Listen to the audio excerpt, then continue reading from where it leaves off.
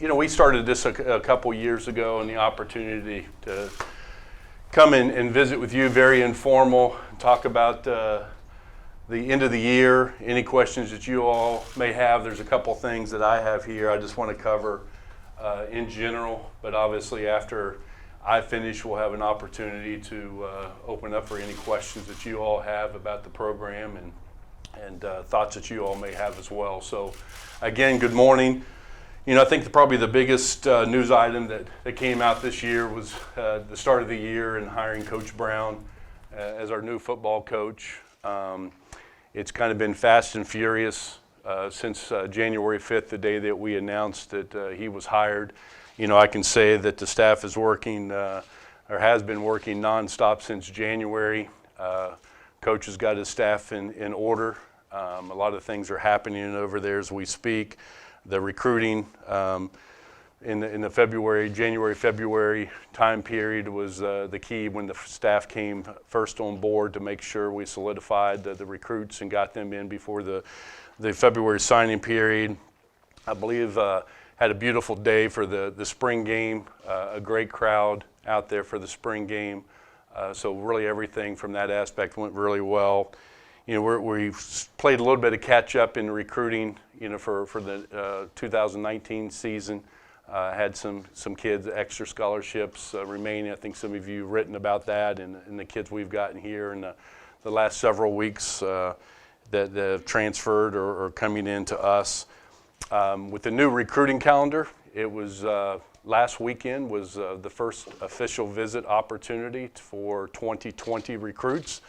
So that's started a little bit earlier than it has in the past based upon the NCAA recruiting calendar.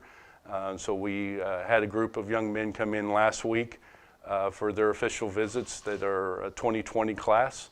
So it was pretty exciting, an opportunity to meet new recruits and parents. And again, this is several months earlier than the past. You used to not be able to bring them in until the fall.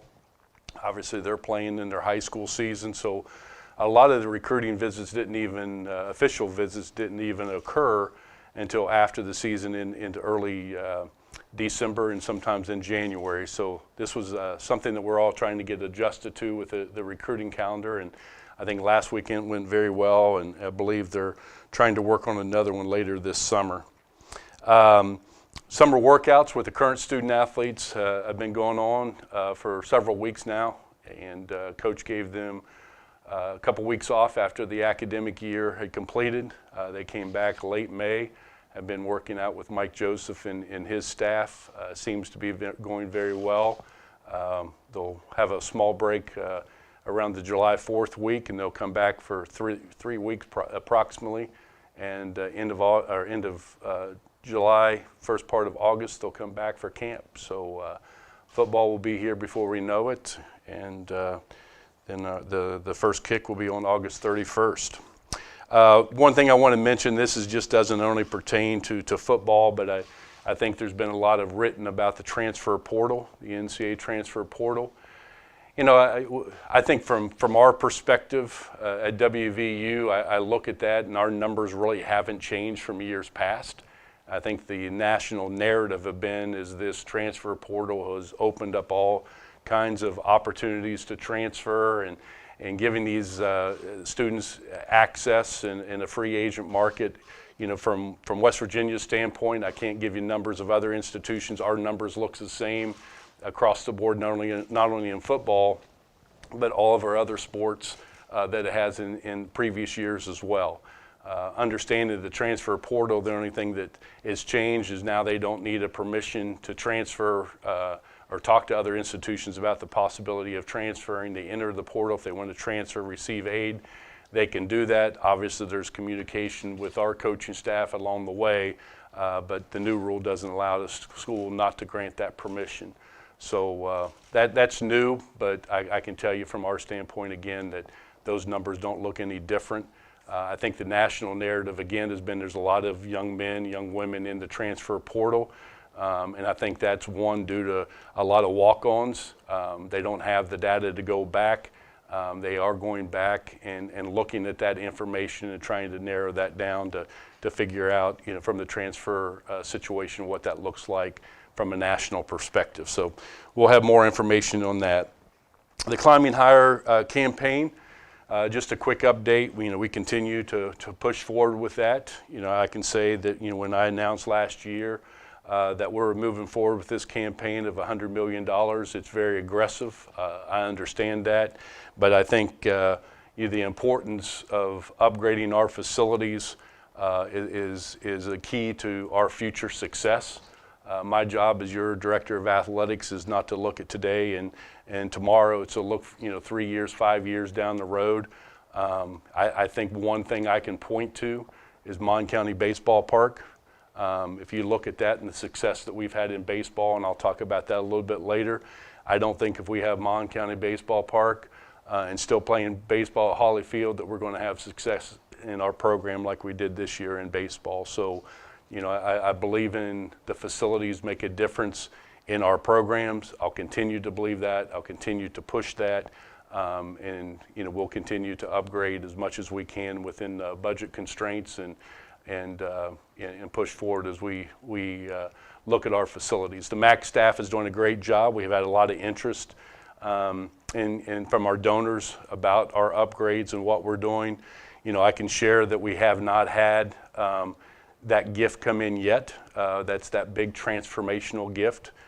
We have had a lot of interest in gifts being given, but we're still looking for that signed document, that transformational gift, and we'll continue pushing forward with that as well. But I think from the Pushkar Operations Center that we're finishing up that phase of phase 2. What I call it is the visitor team locker room area. That allows us to start the next phase, which would be our team locker room area, a new equipment area, new team room in that specific area, in addition to the Hall of Fame area out front of the building.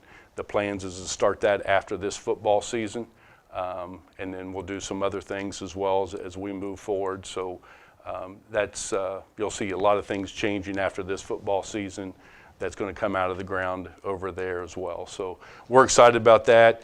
I will say that the golf has, we've been leasing White Day Golf Course. We're in the transition of purchasing that land. So we're excited about that opportunity to get the land, and then we'll start the next phase of the course itself. And then the last phase of that would become the building that they would hit from and have their locker room areas and everything there. So that's all in good shape. Just from a seasonal highlights and academic highlights, I can share, and you saw the press release, and I'm very proud of this as your director of athletics. We've had the highest APR score from the NCAA in school history of a 985, which was 2 points higher than the national average. Again, the department GPA for this year, for the total academic year across all sports, roughly 475 to 500 student athletes, was a 3.26 average, which is higher than the student body grade point average.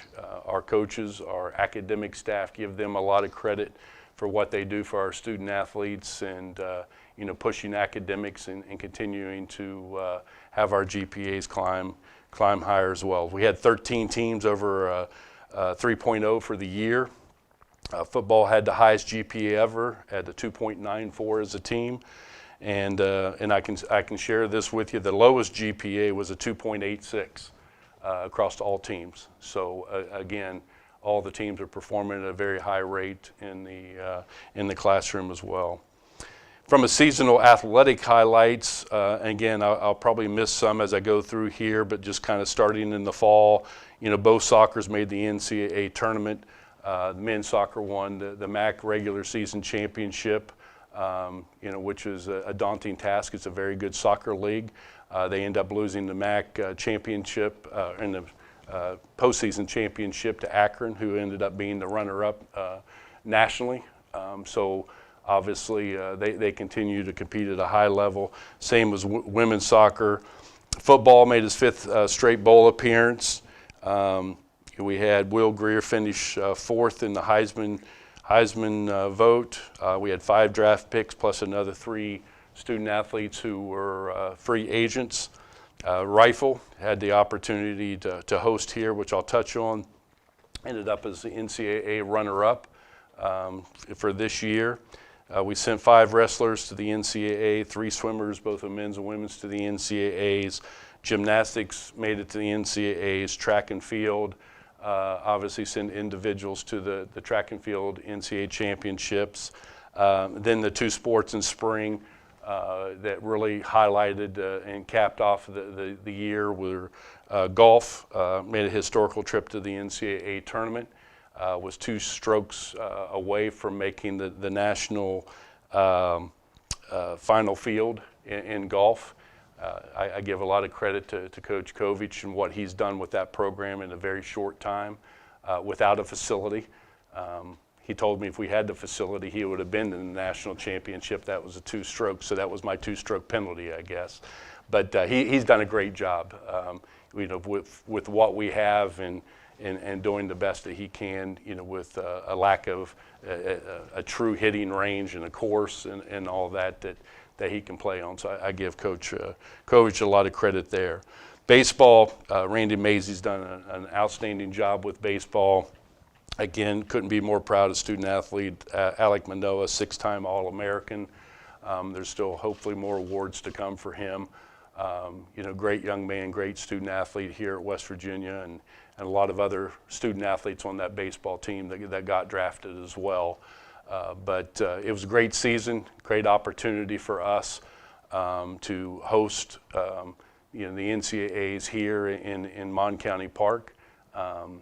Probably not the way we wanted to finish the game, but hey, you don't get in those situations unless you make the field to begin with. So, the season was a great success, a lot of accomplishments throughout the year. And again, you just hope these type of things springboard you into the following years with recruits and helps us in future years to come. So a lot of great things coming from that baseball program. Again, talking about the baseball park, it was phenomenal crowds, especially on Friday night, a record-setting crowd. I believe it was around 4,400 is what we announced. There was a lot of, when I got here in 2015, the ballpark was just being finished. There was a lot of critics saying that ballpark would never get filled up. So I think we proved that wrong very quickly.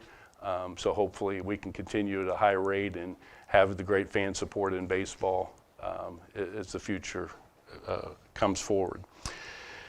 Just hosting NCAA and Big 12 events, I want to say that, very proud of our department, our event management staff under the leadership of April Messerly and what they do day in and day out. You don't really realize until you look at calendars how many events that we actually host. I believe it's around 150 events each year that we host here in Morgantown. And that's just our events by itself. That's not counting some of the NCAA as well as other conference events. We had the opportunity to host NCAA events in men's and women's soccer, which I talked about, at Dick DeLess Stadium. We hosted our first ever championship in Morgantown with the rifle program, best ever attendance in NCAA history. We had more than 2,000 fans, and the previous attendance record was around 900.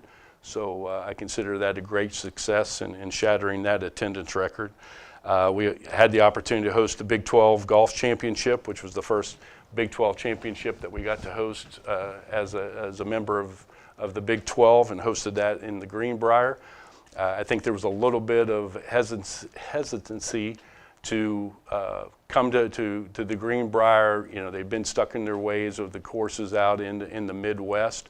I think once they got there and played the White Day course at Greenbrier, I got a feeling from a lot of the athletic directors, hearing from their coaches, that hopefully that becomes part of the rotation in the golf championship in the Big 12. So I had a great event, and obviously it's a great golf conference with the likes of Texas and Oklahoma State and Oklahoma, and go on and on with those programs. So that was nice to be able to do that. Again, talked about the baseball regional to be able to host the first time since 1955. Next year we'll host the Big 12 Gymnastics and swimming and diving will come to the new aquatic center, which I'm hopeful that we're still on track. We took a tour last Friday. Our date that we're still looking at is late October, that the complex will be completely finished, and for the opportunity from a competitive standpoint for us to move into that facility as a swimming and diving program come end of October. So that leads me to one last thing that I wanted to share with you. And being here 4.5 years, I've gotten the question, especially the first couple times, about what's the impact of WVU athletics to the state? What's the impact to Mon County?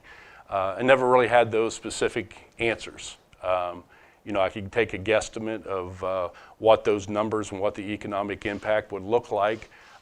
So we commissioned in the summer of 2016 Trip Ombach, a national renowned company that does these type of studies and research on economic impacts, to come and visit Morgantown. Their research lasted from 2016 or 17, the fall of 2017, all the way through the 17-18 academic year that they visited during competitions, had surveys, questioned fans about their locations, and gathered data to give us the final report. And I have with me today Carrie Kennedy, the senior principal at Trip Ombach, that will share a seat up here with me in a second and talk about the study. We received it in final draft form late winter, late fall, early winter, I should say, but never really had the opportunity to sit with you all and talk about this. But I think once you see the numbers, now when questions are asked, what's the economic impact that athletics has on this state and this county, I'll be able to address that. Carrie, if you want to come on up. In the meantime, I think there's some booklets that Michael will pass out about the economic impact study. I think you'll see that the numbers are significant to what the Mountaineers mean to the state and to Mon County. I think on the screen here, you'll see the key features when that comes up here. But what the study found is from a state impact, that you have a $302 million, almost $303 million economic impact on the state. Visitor and fan spending was roughly $246 million per year, and the operations aspect is roughly almost $57 million per year. Talks about the employment on the state of West Virginia, what that means, during our events and around the state, and the tax impact on the state of West Virginia is roughly $18.6 million. On the county standpoint, it's roughly to the Mon County, it's $78.8 million. A total impact from the fan spending, it's $63.3 million. And then operations aspect is 15.5. Again, you can see the employment impact on the county of Monongalia there as well.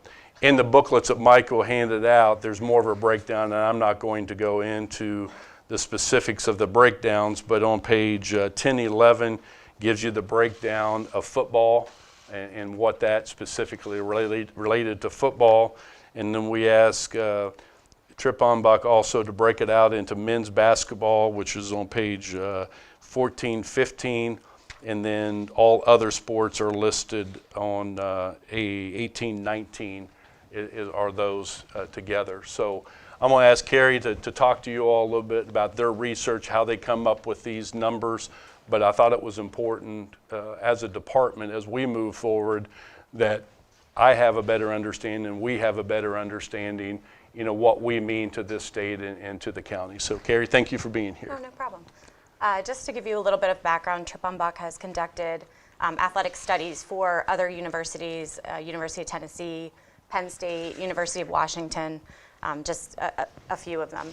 And so to give you a little bit of information, we normally would conduct an impact study on operations, but because athletics means so much more than just the operational impact, We spent a lot of time gathering surveys at various activities, events, games, and surveying the visitors to these games and events to find out what their spending is, how far they're coming from, just to get some information, primary information on the spending patterns and the activities and how much they generate into the local economy. And so when people come from outside of the county, it generates more of an impact than just people that are circulating their money in the community because they would do that whether the university was here or not. And so those are the dollars that come into the economy in the county and really create the impact. So you can see the operations of the university's athletics is impressive, but the real impact comes from the visitor spending. And then just to give you a little background about the direct, that's the actual employees that are paid a paycheck from the university or the athletic department. The indirect and induced are those that are either generated from household spending or the spending that the university has because of their activities. And then that comes together to create the total impact. And so without getting into too much detail or making this too boring, if you have any other questions, I'll be happy to answer them. Questions for Carrie now, please. Carrie, do you do anything on viewership, television viewership, cable, or how that impacts economically? That actually is an impact that's not calculated in this, no. So I'm sure, just to give you a baseline, that the impact is probably much higher if you calculate it in. How wide ranging was the survey as far as respondents? How many did you get? There were, I believe, 6 events that were surveyed. There were a few football events, a few basketball events, and then women's basketball as well. And so, throughout the entire event, there were surveys collected. I'm sure that I'm not sure off the top of my head, but the total number of surveys was well over 400. I'll give you a little CPAS students helped us. Sam Marone was kind of the lead on this from the business office, and then Simon Dover came in at the tail end when we were finishing this up and took some things over. But Sam, I don't know. We had CPAS. I know that they were there before games with the surveys, talking to anybody that would come up, take the survey. So we tried to get as much broad-based as possible. Does anything like this exist for other Big 12 schools, whether your company did it or not? Is there apples to apples comparison? So, it just would depend on the methodology. We use an industry standard implant analysis, and so I would have to look into that just to see, how the methodology was created. But Shane, does that then help you? In terms Yeah, of yeah, absolutely. It gives us a lot of unanswered questions, which I could assume and make assumptions of what that would actually mean, but to have real dollars. And in addition, I thought it was important at the time to go outside of the institution. We could approach the business office or somebody local, and then people would ask the questions, were these numbers skewed in your favor, whatever it may be. So obviously we went to a nationally renowned company to go and say, hey, this is outside of our footprint. Why don't you all do this study? But it helps me if you do the breakdown to sit there and say, in a football game, using the average of 6 home games, it's an $8 million impact just, in the state, immediately. So, that's important. As we go through a lot of these things in our state right now, of businesses and what's important and what does this mean, now we have better numbers just from an athletic standpoint. And I believe it was probably right after the first year or so that I was here, I went to the President's University State of Association, and I believe they had commissioned one as well. And that's kind of where it kind of provoked me to say, hey, should we do one? Obviously you have the university one, but what does athletics mean? When you're bringing 60,000 people in for, 6 football games, you're bringing 10 to 12, 13,000 people in for basketball games, and then the other sports, what does that really mean in totality? And I think now we have a little bit harder numbers to say what we mean to this state and why it's important. You know, to answer your question, we do have some numbers. I don't have them, Bob, of you know, our TV numbers. Those are done by, that I receive from the Foxes, the ESPNs, the AT&T Sports, of their viewerships, and you know, that can all be calculated of, you know, what that means from a viewership standpoint as well. And again, that's what we use when we go through TV negotiations and all that. So that will be used sooner than later, you know, obviously by the conference, and just not for West Virginia, but for all the Big 12 events.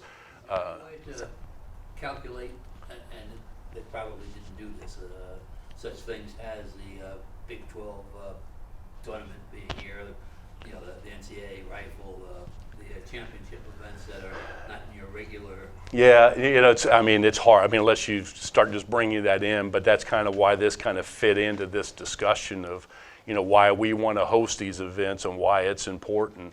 You know, so being able to host not only the NCAA but Big 12 events means a lot to this community. We're feeding people, we're having people stay in hotels, we're feeding the teams and they're staying in hotels, they're buying gas. There's just a lot of activity. When we don't have that, that means the county and the state's not receiving any type of income. So that's important to us. We want to be involved as an athletic department in the community, you know, be a good neighbor, and what we can do, you know, to help, you know, in that process is very important to us. And again, we've developed a better relationship with the Convention and Visitors Bureau as we move forward, and being able to help with some of these events and attract more NCAA as well as Big 12 events here to campus. We're always going to have our institutional events, which are many, but it's also to have those other events come to our states very important. And so if you sort of think of it as this is your baseline, and then anything in addition is just, you know, additional value. Can you quantify that $300 million figure? Is that equate to like a small city? How can you put that in perspective, that number of $300 million? I mean, I would have to look at the, you know, I guess the GDP for the city, and sort of that could put it in perspective. I'm not positive. That would be a good analysis point. That's a good number, though, right? Right. $300 million. It's a significant number. That's one yes. contract. Yeah, that's one contract being. Well, I was curious too, when you talk to your respondents, did you have any questions about some of the transportation issues that the city's encountered with the roadways and things like that? Was that brought up in any of the surveys? Really, the surveys covered their spending and you know, just gathered that information. We did also do some qualitative analysis from internal and external stakeholders to sort of, you know, amplify some of those issues. That does not come to mind, but if that is an issue, then the tax generation might be a good point to And we do reference. some of that stuff, John. April staff, secret shoppers, what we call them. You know, we have people that come in that are secret shoppers that from the time they leave their driveway, they give us reports of, you know, their transportation in, you know, trying to get into the game, the concession lines, and, you know, gives us that feedback so we can, you know, we can always improve. We can always get better, and I understand that. But I think part of this is also understanding from the county and state what this means to us, and hosting games and you know, having games here in Morgantown. Again, you know, I think every place I've ever been, you always have the traffic problems coming in, but how can we improve that? How can we work together to improve that? You know, on a football Saturday, you look, you know, we have, you know, hundreds of state troopers that come in. We have hundreds of city policemen, our own university policemen. You know, we're bringing, you know, an army in. When we sit in this room, you know, on a Tuesday before a home Saturday, there's 50 to 75 people in here that we're talking about the operational aspects. And you all have heard me say this before, and I get it from, you know, Bill Battle when he was named athletic director at Alabama when I was the deputy there, was, he used to worry and come to the game and worry about, where he was going to park and whether he was going to get a hot dog. Now, as athletic director, I'm worried about where 60,000 people are going to park and whether there's 60,000 hot dogs. So you're always worried about that. I think, Bob, you bring up the question, it's a good question, is we need to continue bringing people, and the fan experience is very important to fill up this Coliseum as well as the football stadium. That's the economic impact. If they're staying at home and watching their 80-inch screen TV, they're not spending money here. So how can we continue, not only as an athletic department, but as a community, help build this fan experience and people having a great time when they come to Morgantown and throughout the state. That's our ultimate goal. I want that stadium full each and every Saturday. Same thing with this Coliseum. Have you had an opportunity to share this information with some of the political leaders? We have not. As I said, we got this late fall, early winter. By the time we tweaked it, it was already into January and February. So we just really, didn't have a time to roll it out. There was a little bit of other things going on in January that was more important at that time. So, that was our focus. But this gave us an opportunity now to come and talk to you all about it and what it means. Shane, on that point about working with the community, what ideas can you reasonably request? Is it lowering hotel rates or getting rid of a 2-night minimum? Yeah, some of those things that we need to talk about. It's no different than when we went into the aquatic center. We looked at hotel rooms and making sure, again, the hotel room nights and it's not only in Morgantown, Mike, but I can tell you that there's a lot of upcharge, around the communities, home football games and, supply and demand. That's where the economics come in. But it's working together, what this actually means to the community. So that's why we've tried to work closer with the Convention and Visitors Bureau and, look at the room rates as well as look at the minimum nights.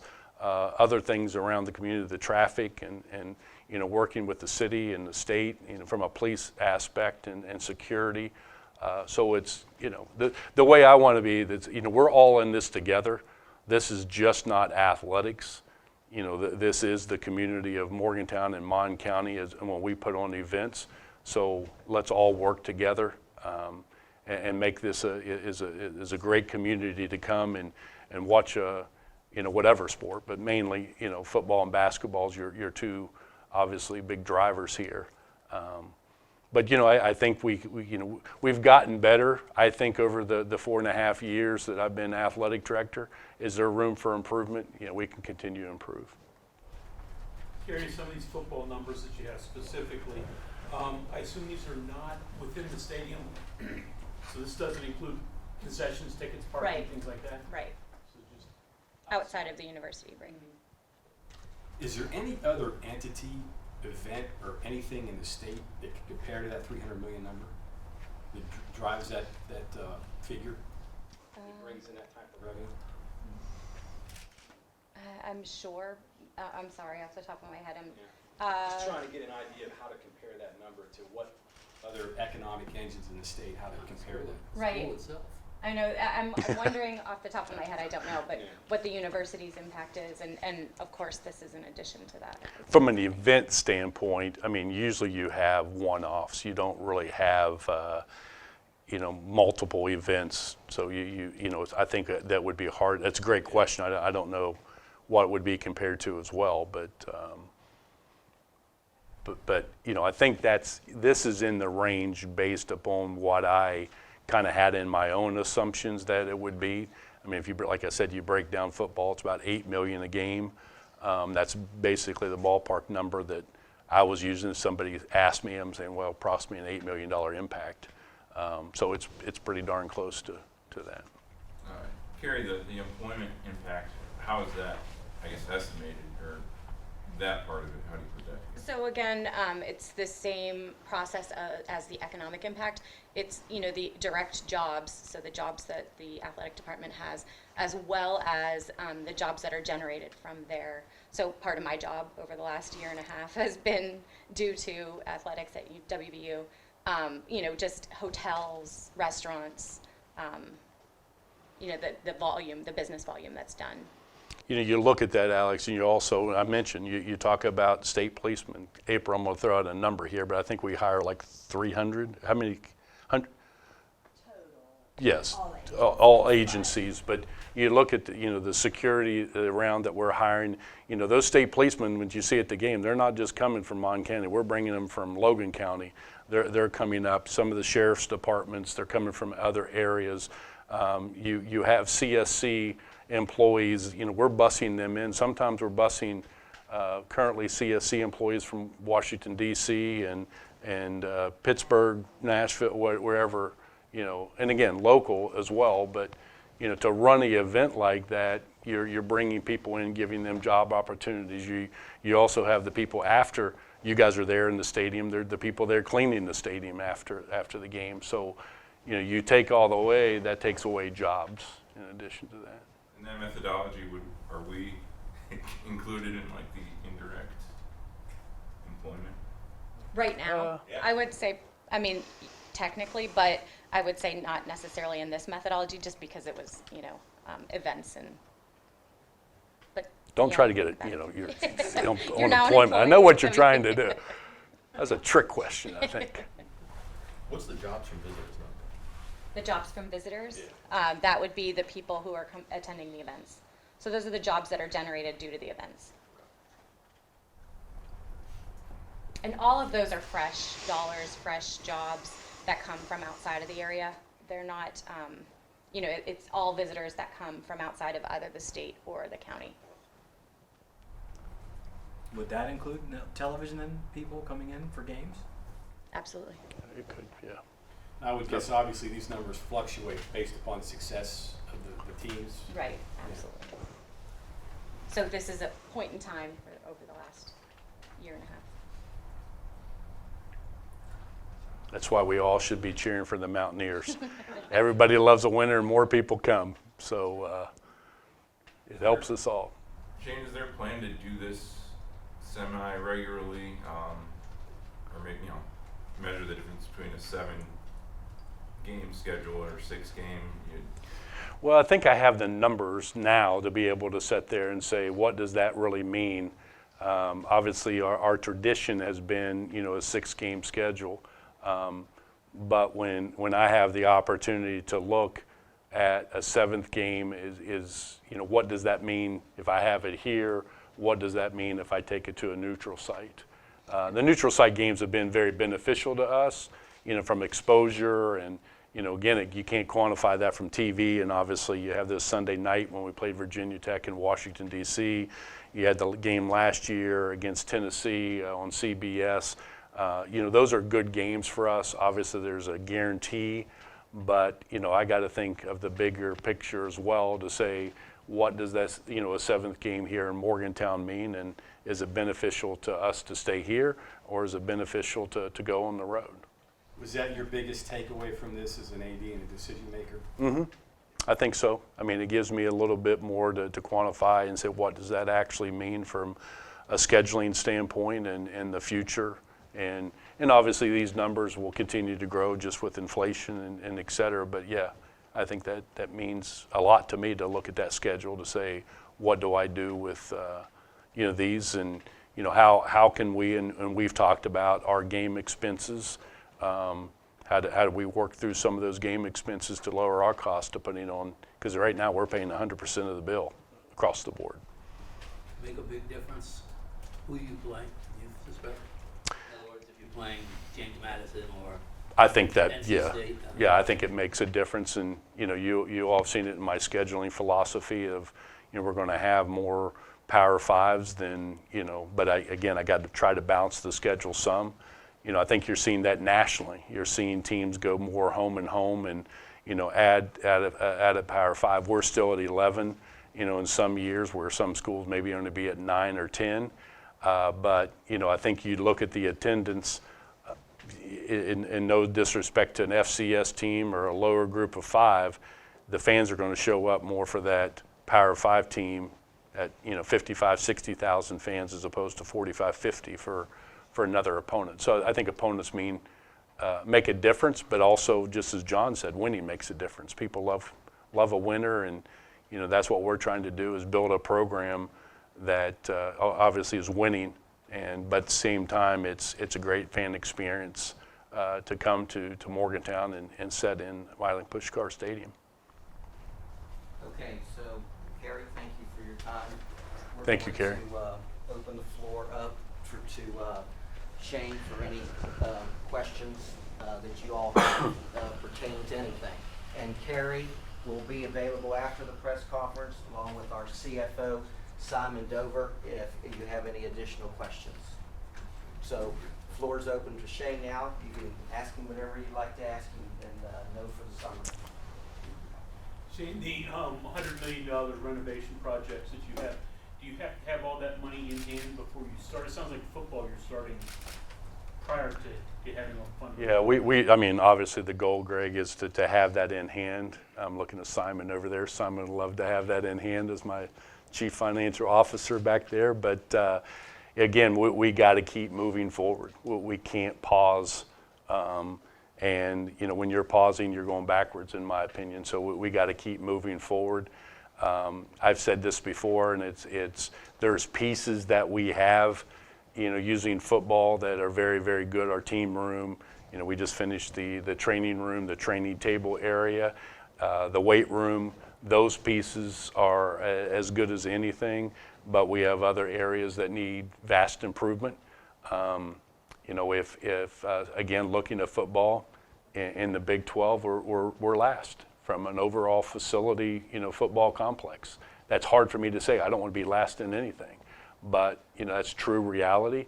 And I use and Tony Caridi sitting back there has heard me say this 50 times during the caravans, but it's that commercial, that I think it's Allstate. It's just okay.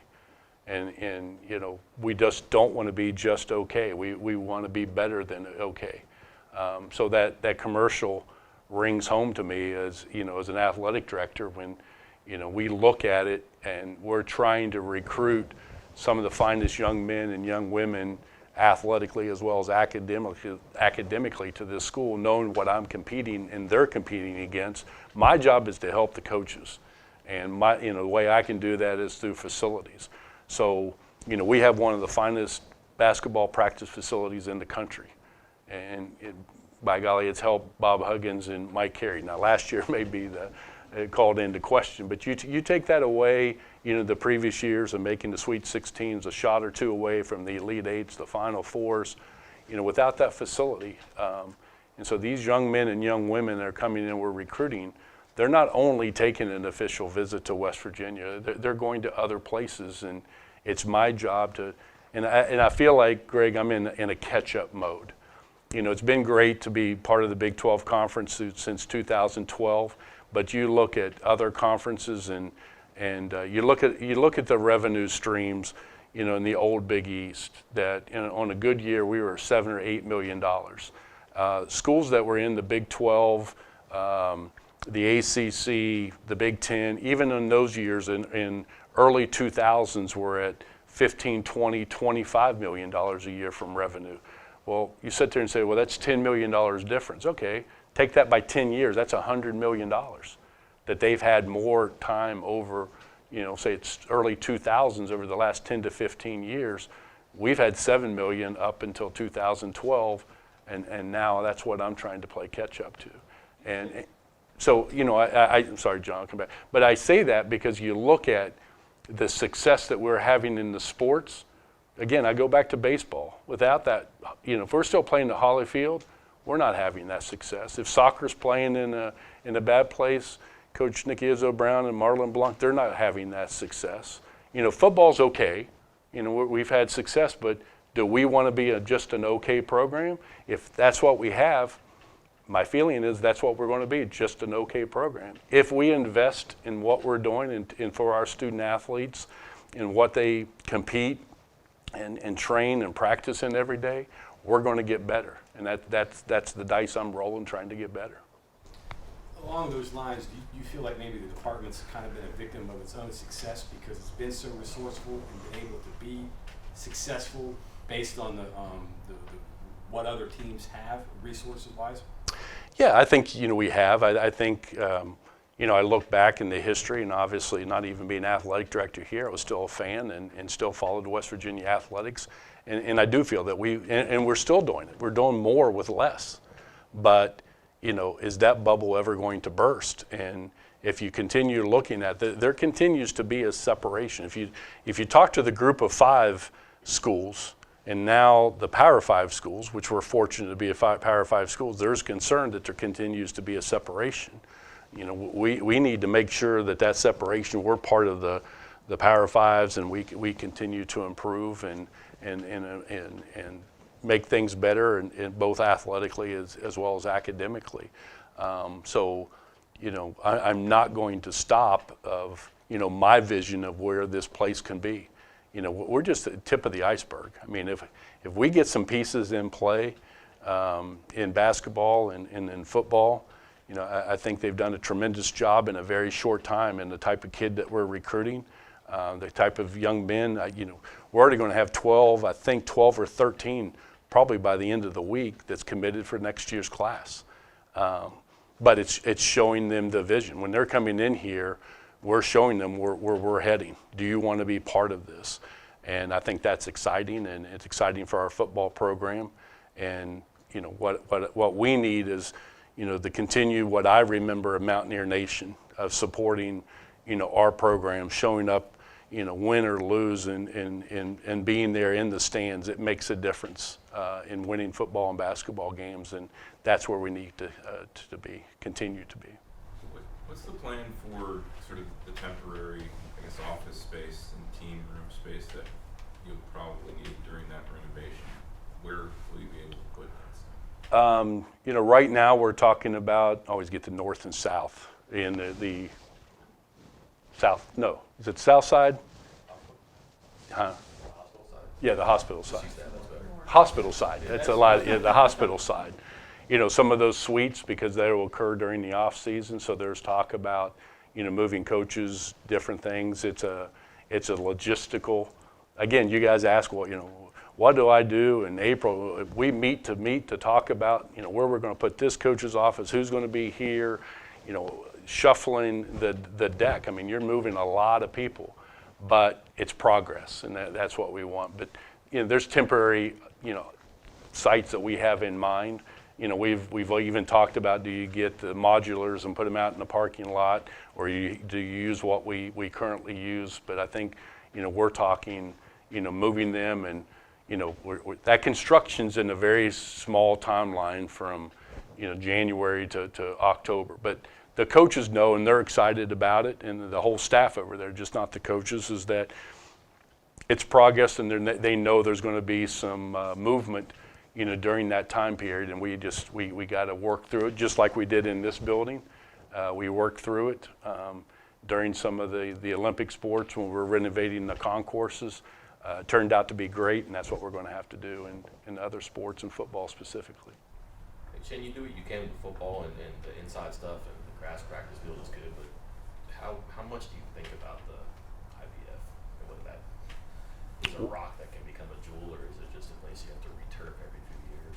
Well, I think you'll see a lot of changes in the next 3 months with the IPF. If you've not been there, we're in the process of replacing the turf as a result of some pyrite. So I visited the aquatic center last Friday and saw a big cement pond, water. I walk into the IPF and there's holes in water. So I'm thinking we got something backwards here.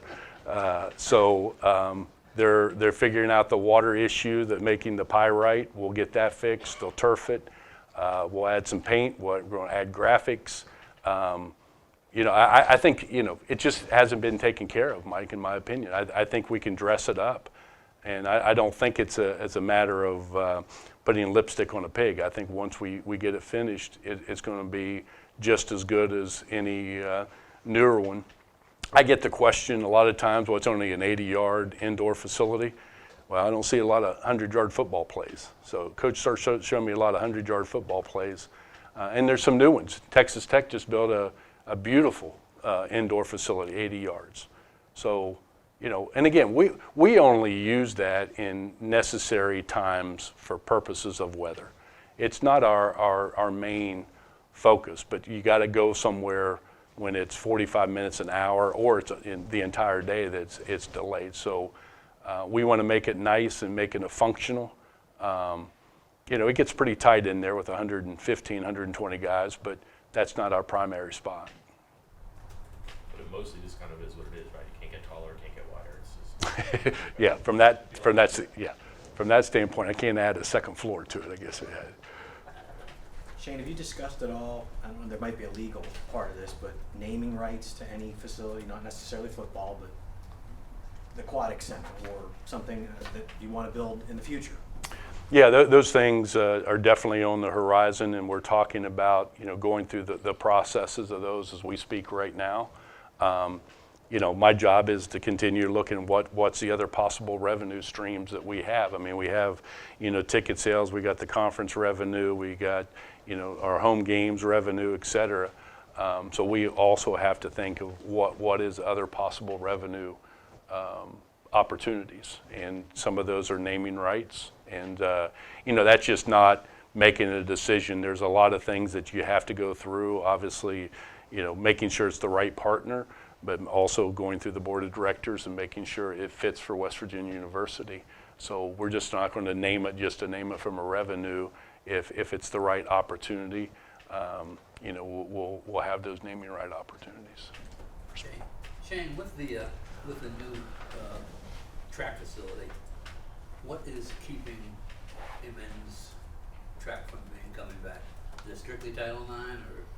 Some of it's Title IX. I don't want to say, Bob, it's strictly Title IX, but my focus has been in not adding sports. It's not only men's track and field and men's tennis, and I get the question a lot about adding softball. What I'm trying to do is upgrade the 18 sports that we currently have and focus on those 18 sports. You start adding additional sports from what you just talked about. All those are non-revenue sports.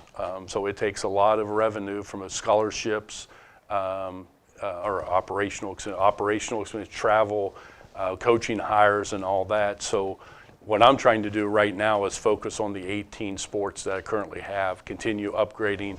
I think we got a great coach in Tim Flynn in wrestling, get them back in the top 20, top 10, even top 5. I think he can do that. Reed Sunahara is doing a better job in women's volleyball, making them competitive. We talked about baseball, soccer's. Sean Clary, again, I think the track is going to help his program, but we could probably be a top 5 program, which we've been before in cross country, and so there's some talks about up there adding a cross country course as well. So on my plate right now, to be completely transparent, is I'm not focusing on looking at adding sports. I'm trying to focus on the bricks and mortar that we need, and then how do I help improve the 18 sport programs that we currently have.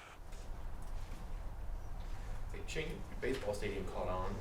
I know you share it right now with the Black Bears, but is there any chance to use that for anything secondary, on like open weekends or stuff, whether just it's there and kind of like minor league people get attached to the park more so than the team or the games, whatever? It seems like you kind of have a buzz there now where it could be an attraction. Yeah, I think those are things that we can continue looking at. There hadn't been that interest. I think more and more people are going to that ballpark, that area. Again, going back when I first got here, I went up there and it was a dirt road. There was barely a baseball stadium being built. And now you go, there's restaurants, hotels, apartment complexes, car lots, you name it. Now, the plan is to move a lot of that on the west side of the interstate. That continues to grow. I do believe there's a couple site or plots over there that they have big plans for big box stores to move in and all that. So that's going to help that area continue to grow. So, I think that we got to, again, think of outside the box what we can do with that facility and, how that's managed. But again, we have a very short window when you really look at it, Mike, from, with our weather, you're looking, for us, you're looking at that short window, March, February through hopefully June, for our baseball program. Then the minor league team starts through, hopefully their season goes through September as it did a couple years ago. So, it's tight, up there, but I think we can explore those things. A little ironic that, you mentioned earlier that there was some trepidation about that ballpark, and that maybe the seating's not enough. You had some events where you could have probably doubled what you had in there. Yeah, it's a good problem to have. Great problem to have. So we'll continue working through that, and if they keep showing up like that, we're going to have to modify. But again, as you said, there was a lot of trepidation, and it's working out. I'll say it for Randy Mazey. He's been on me from an NCAA standpoint. Love to move the baseball season, a month, on out and play into June and July as opposed to what we currently do. And there hasn't been that movement in baseball to allow, it's during the academic year. But I think it just shows, especially for the northern schools, that when the weather gets warm, people are willing to come out and support baseball programs and do that. So there's some validity to that. Do you have a time frame for when you might have some news about Randy? We're working, through that process right now. I don't think there's a general timeline that we have, but Randy's done a great job for our baseball program. He's been a great coach, and we want him here at West Virginia to continue building what he's built on from several years ago. Gene, you're on, I guess, the third renovation set for this building. Where are you with that? I know the lower concourse area, you had suites and stuff. Where's that? We're still, again, it comes down to the fundraising aspect and all that. So there's some things that we have on the docket to hopefully in the next 6 months that we can, start moving on, hopefully a little bit more. And again, it's all dominoes. One, you got to move swimming out and get the aquatic center done, and then you look at the weight room. So I got to get that weight room done over there before I do anything with suites and/or another type of lounge area, premium lounge area in that area. So it's just not a matter of, hey, we're going to do this. How's it impact other sports, people, all that. So we have plans. It's just a matter of the financing and making sure each domino's falling at the right time. Greg wants to know when the media room is going to be ready. You're in the media room right now. When will you be announcing that you're moving the football stadium to Milan Park? Tony, you're not supposed to talk about that. We're moving the stadium. You see the flat land. We're moving it. It's just, I've been asked that question from day one, and I've said it I don't know how many times. We are not moving the football stadium. But I hear stories of, people that courtesy car transportation, and they're telling people, oh yeah, it's moving. I hear it's moving, and we're not moving the football stadium. So Area 51. that's right. Speaking of football, Shane, I know when you hired Coach Brown, your expectations for him were high, and I know they haven't played a game yet, but how has he exceeded them or lived up to them so far? From my lenses, it's been exceptional. Again, I think you follow from a social media aspect. I've been with Neil a lot, through the last couple of months of traveling with the caravans. He and his staff have done a tremendous job, as I talked about, of just continuing to work and grind. Get young men here that may have never had an interest in West Virginia before. I think he's selling, which is truly us as a program, the family atmosphere. I had the opportunity to go out last weekend and visit with some recruits. So I couldn't be more pleased, from that standpoint. We joke he hasn't won a football game yet, but he's on the right track. And, I think we all have to be a realist here. It's you're taking over a program. You lost 5 guys, from the offenses, or 5 guys in total, several key players on the offensive side of the ball, to the NFL draft. He'll talk about, our running backs are good. We're going to be a little weak in the receiver standpoint. Offensive line, if we can keep everybody healthy, we can be okay. But that's keeping everybody healthy. Don't have a whole lot of depth. Defensive side of the ball, a lot of players over there that have received some playing time in the past, but probably no big names that's potentially, hopefully have a breakthrough year that they're going to the NFL. So, there's some holes to be filled, but he's filling those holes, and they're working hard and building a great culture. Again, I think part of coaching is building a culture within that locker room and believing in each other. And, myself as an athletic director, talking to some of the student athletes that are returning, they believe in Coach Brown and his staff, and that's a great thing to hear. So hopefully that resonates, on the football field starting to 2019 season. You guys unveiled the new football jerseys. Any updates on the rest of them?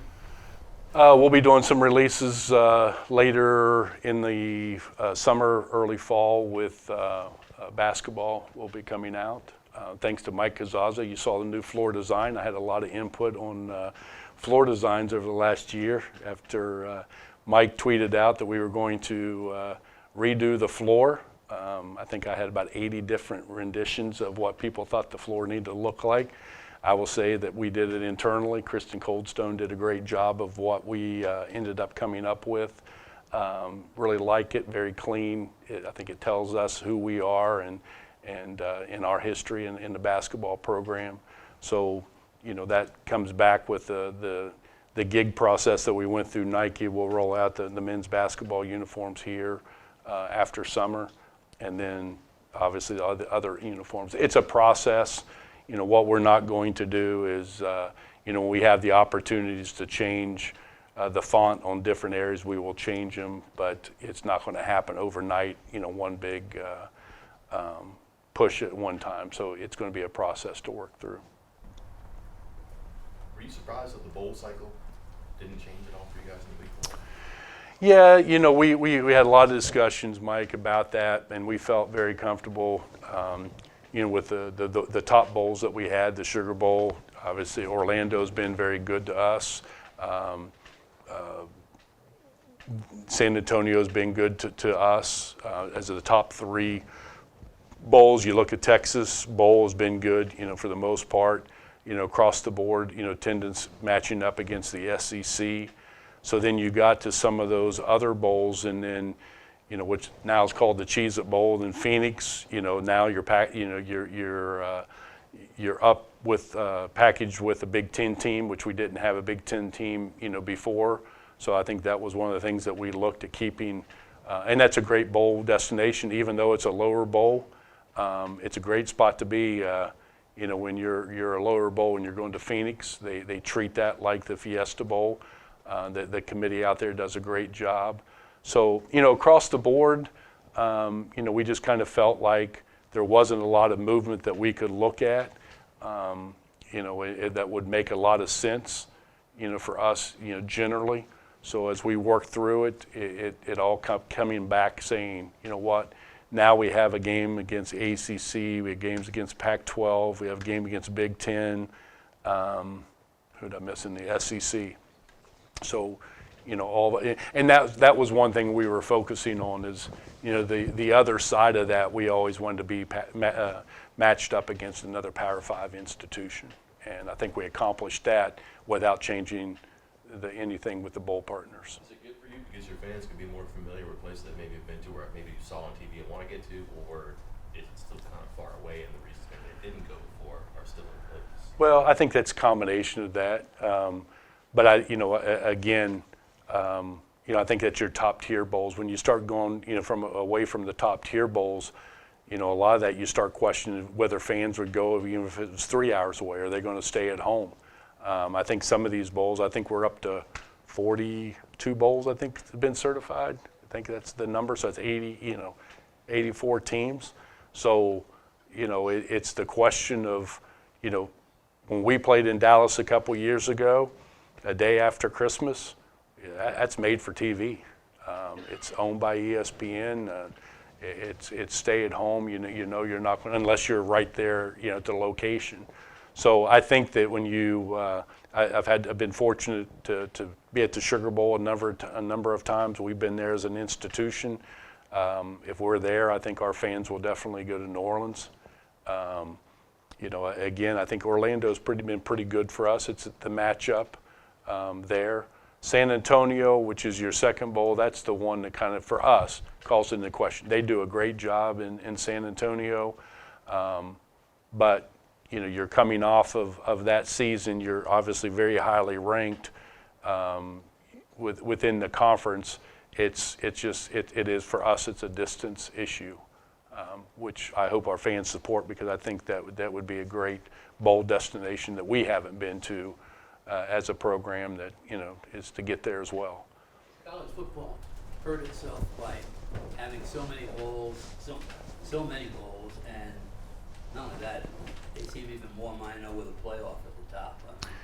Yeah, I think you could talk on both sides of that, but then you talk to fans and they love from, December 19th to January 10th of, weeks of football games. And, I think the numbers on TV that show you that the fans are watching them, they're supporting them. So I thought when we were 35, Bob, that was probably going to be too many. Now there's 7 more on top of that, and people are watching. The numbers are still supporting, the fans watching the games. That's why I say some of these are made for TV.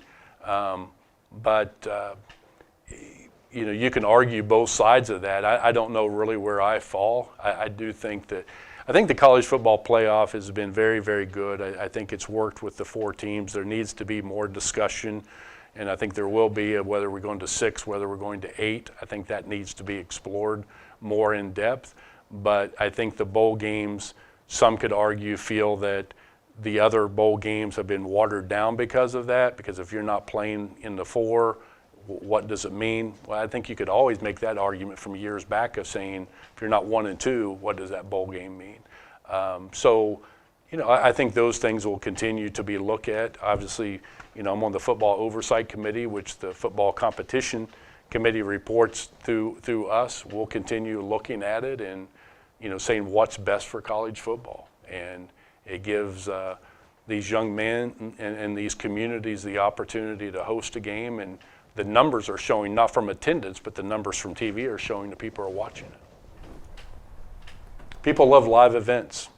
That's why, the TV contracts, and as we move forward, is, live content is very important to television. And, I'll add is, that I didn't talk about is, you saw that, we as a Big 12 conference will be moving to a digital platform on ESPN Plus with 8 of the 10 schools starting in July of 2020 with a branded digital network on ESPN Plus that will have all the events, on that platform, which is, again, gives us an opportunity to try to get ahead of the curve a little bit on the streaming rights and how the consumption of those live events are going to be consumed. We all sit here and you think, you're holding your phones there. Would you have thought 10 years ago you're going to be watching a live football game on your phone? It's just changed. And as we get older, we may not do it, but I have a 20-year-old and a 16-year-old, and they're always consuming the content on that. I have big screen TVs in the house, and they never turn them on. And it's like,